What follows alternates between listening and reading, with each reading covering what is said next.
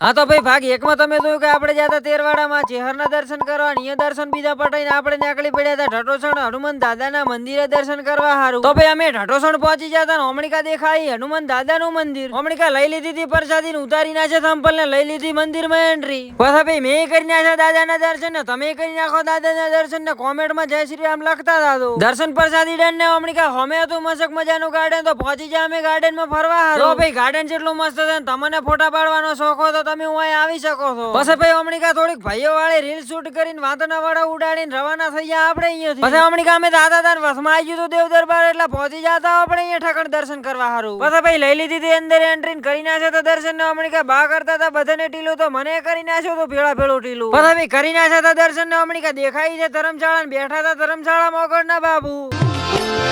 sir પર પંજો તમારો